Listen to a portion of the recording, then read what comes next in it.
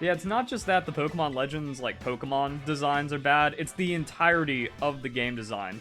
Changing the way the battle mechanics work for absolutely no reason, just as a one-off, wasting dev time, wasting, like, anything that would actually be positive for Pokemon, to then, like, change and revert them, but also add nothing interesting to it, and then, like, deliberately make mechanics nonsense and harder for no reason.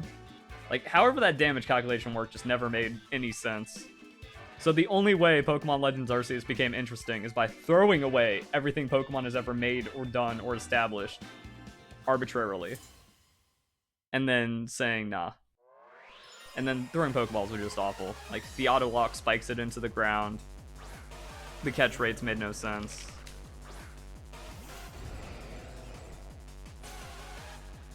Just only garbage.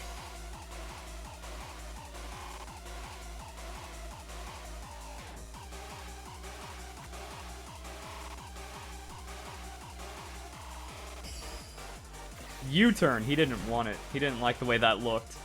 Interesting.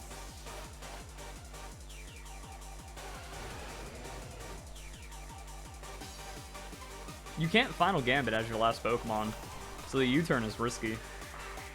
Dang. The damage, though. When this Pokemon is allowed to do something.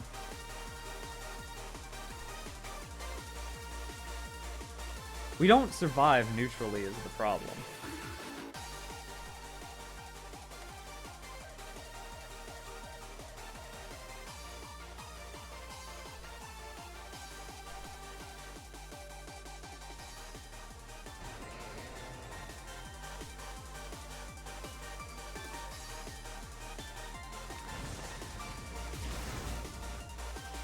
His special defense is just too low.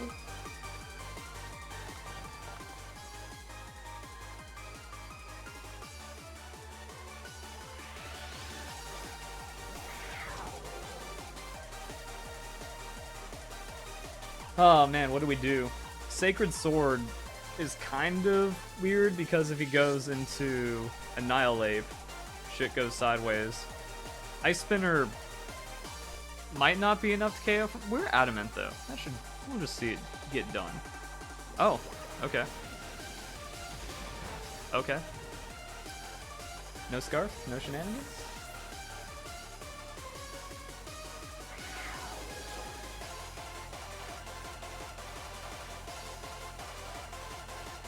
We know what Annihilate is, and he can't save it for his last Pokemon.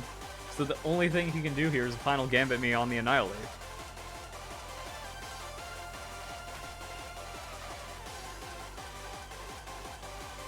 Bro, like imagine, like yeah, you pick Annihilate and they go Ghost. You lose.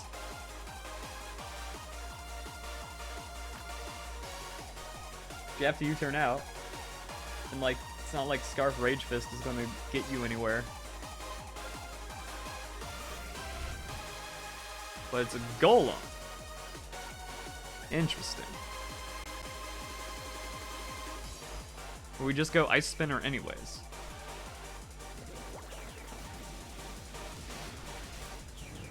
I don't know, the counter. Oh, that's not ideal.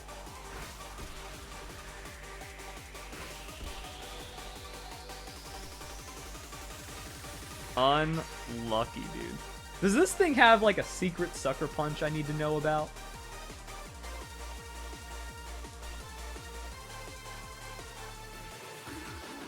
It feels like it could do some one-for-one cheese. I ain't risking it.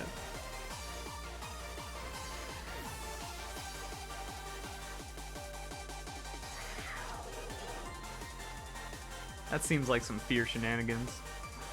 I ain't having it. So he's gonna be like locked into whatever he chooses right here. Ice Spinner is just like the deeps. And then we just have Regieleki.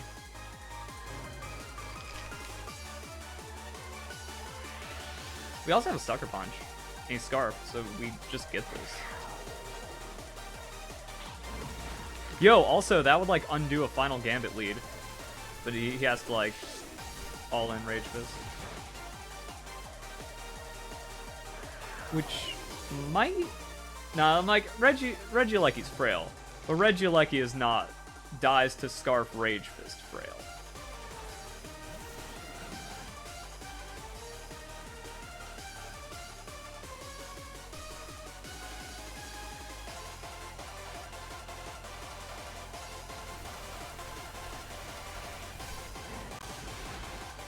Good. Good. Good.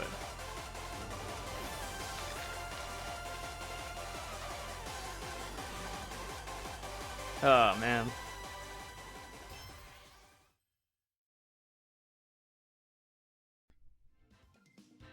So that's kind of like it, yeah, that's all he has, but then you're a Scarf Pokemon without any crazy stats. You have to be Jolly or else your final Gambit doesn't work, and then the most you get out of that is 100 base power.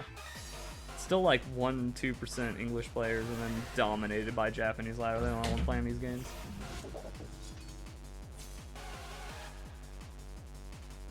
Alright, Dragonite. What can you do? You can just raw Earthquake. Okay.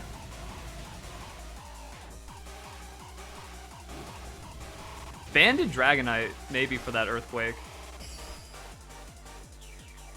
The San Francisco story really makes me think about Pokemon. I don't know what that is. I don't think.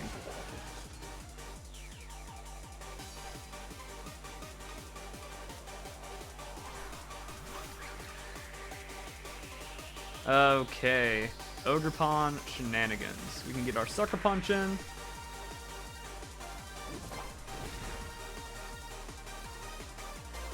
He's just going to Cudgel.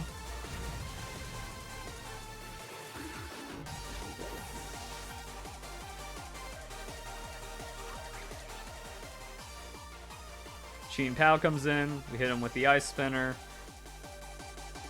Sucker Punch. And it doesn't matter.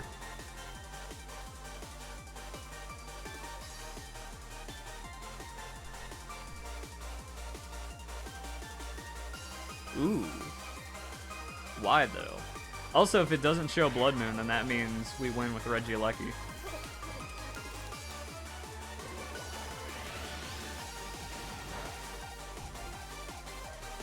I'm not a fan of these bulk boys, though. We can throw Sheer Cold and then Sucker Punch to see what he's doing.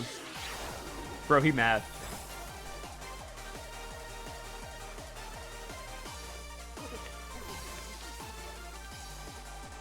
Things we act like are unsolvable problems are trivially solvable if we actually cared. I don't think that's like the San Francisco story here, because I'm not like, oh man, this is impossible. I just have no reason to care.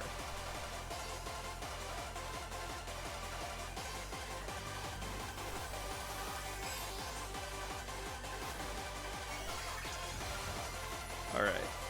Oh, you mean for cheating? I don't know what you're trying to get at exactly, but yeah, it's like, okay, like he can do all of this stuff. I just don't see any world where it matters for the Ogerpon, because like the Ice Spinner's still gonna sting, even resisted, and then Sucker Punch should just tap him down. Oh, like if the Pokemon Company, it's not my apathy of the San Francisco story, it's the Pokemon Company's apathy. Where like, yeah, if Pokemon want cheating gone, they just permaban all the players that have mountains of evidence against them.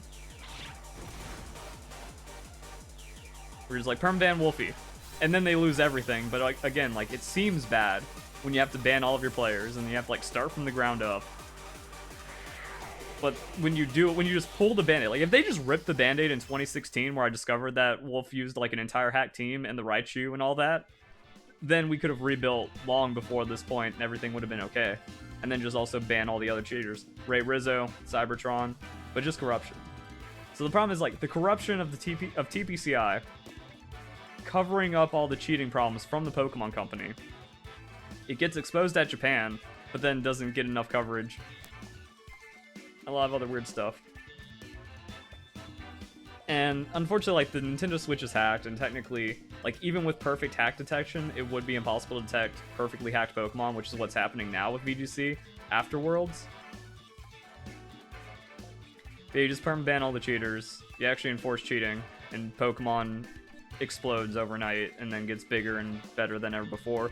Unless, like, Game Freak really said, oh, dang, the Nintendo Switch got immediately cracked because of the NVIDIA chip issue. We just have to wait until Switch 2, or else that's it. So, like, if Switch 2 becomes unbreakable, and they release a Pokemon game early for that, we might have something. It's like, we can't have Battle Simulator. Honestly, what I want is Battle Simulator announcement for Pokemon Day. But with Nintendo Switch 2 likely happening next year, that's the worst thing that could happen because, oh, the cheating problem's solved, and then they make a game where, oh, well, if you just have access to all the Pokemon, cheating doesn't matter anyways. It's like, I want to know what one uncheated Pokemon game looks like. Also, it means, like, we would have to make it to where Pokemon Home Pokemon are all banned again. Like, no giving them a mark, no editing, like, no moveset changes and resets. Like, Pokemon Home Transfer would not be allowed for an entire generation. Because that's what ruined Pokemon X and Y.